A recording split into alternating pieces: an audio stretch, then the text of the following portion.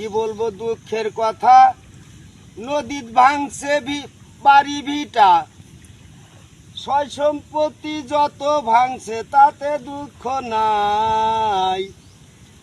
বেগমগঞ্জের চেয়ারম্যানের গুণের সীমা নাই, বেগমগঞ্জে বাবলু ভাইয়ের গুণের সীমা নাই।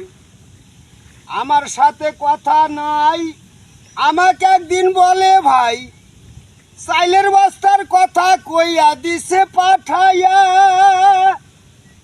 আমি ফাজিলের ঘরে যাই, যাইয়া দেখি বস্তা নাই। ফাজিলের ঘরে যাই, যাইয়া দেখি বস্তা নাই। মনে অনেক ব্যথা পাইয়া ঘরে ফিরে যাই।